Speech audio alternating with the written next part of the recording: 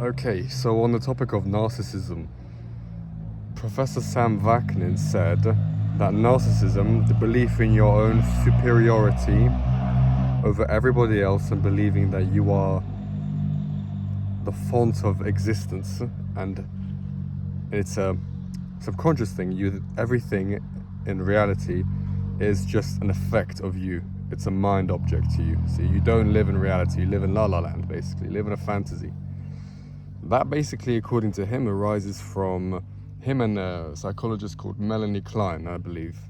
Although they have slightly opposing theories. He believes it comes from a childhood inability to differentiate between good and bad.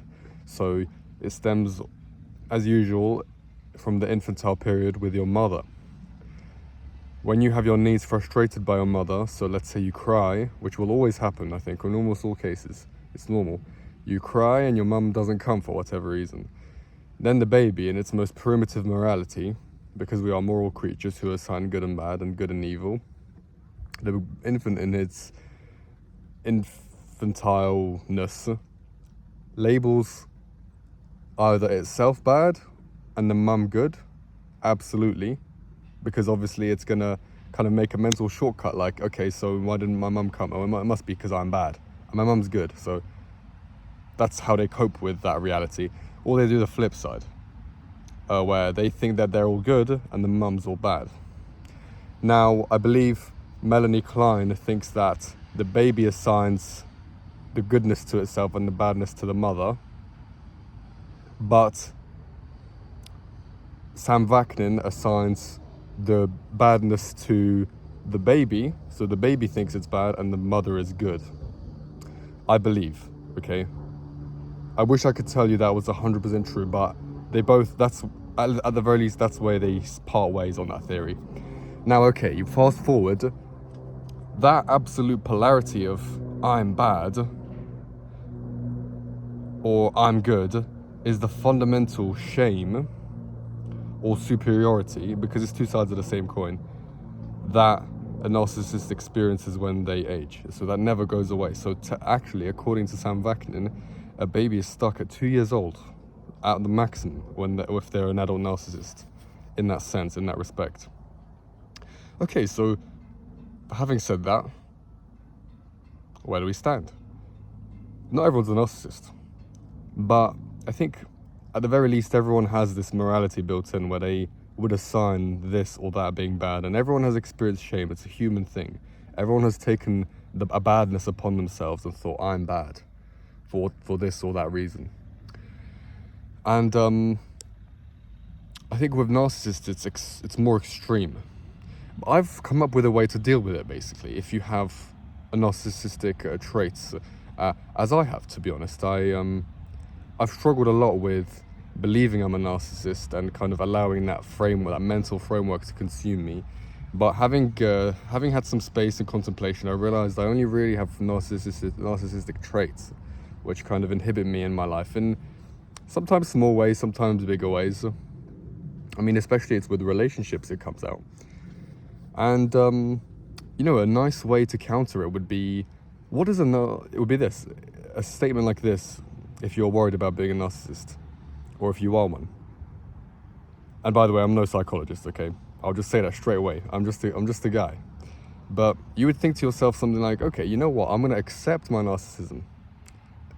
And you say to yourself in the mirror, I am the best. I'm better than everyone else. And the moment I did that myself, I got a flash. I thought, okay, if I'm better than everyone else, how am I better? And it got me thinking, in what respect am I better? Because remember, the problem originally was it's either all good or it's all bad. I'm either all good or I'm all bad. And I can't get that absolution, that black and whiteness out of my mind. I can't see a grey zone. So it got me thinking, okay, so if I'm all good, that means I'm better than everyone else at anything I could think of. And then all I had to do was just think of counterexamples and think of, in particular, experiences that I experienced that counteracted that. Such as, I know a journalist who is definitely better than me at writing stories and recording, and he goes out and he finds this, that, and the other and publishes it. I'm not so good at stuff like that. I'm not so good at collecting and journalism. And I suppose in a sense it could be because I think I'm above journalism, but we're all journalists to some extent. Another example is in sports. I mean, so many people are faster than me, better than me. And it kind of, even as I say it now, it hurts to admit, like, people are better than me at things. And I do walk around with this kind of covert assumption that, you know, if I tried my hand in this or that, I'd be better than everyone else. And that may be true. Maybe you are better. And I'm talking about you now. You could be better than everyone else, but try something and then see. Which leads me to the next point, which is the remedy. The remedy is exposure. Exposure will completely blow your narcissism or a lot of disorders, other disorders as well, that come from a polarity of thinking, will blow it up. Because if you try your hand at something and then fail, I mean, you failed. I mean, that's reality slapping you in the face. Humility touches you. Which is why exposure is so important, which is why you never sit and beat yourself up about, or never be perfectionist, or never kind of beat yourself up and procrastinate for too long anyway, okay? Don't be too lazy, because you have to go out there and experience something and test if you really are better. Because here's the thing, you really might be better. That's one of the things about the polarity. You really might be better than everyone else. But are you willing to try your hand? That way you can find out. That way you can be humbled. And if not, you won't be humbled, and then you'll go further and further. The ball rolls either way. And gradually, as time goes on, I think that the polarity which you experience of this is good, this is bad, will have refinement to it, such as, oh, it's good in this respect, or in that respect, or it's good in the eyes of this person, or bad in the eyes of that person, or... See, because there's so many levels to betterness. There's no such thing as being better. That's really the kind of takeaway which needs to be embodied. There's no such thing as just better. Okay? It's always better, at least on the human level, on the physical level.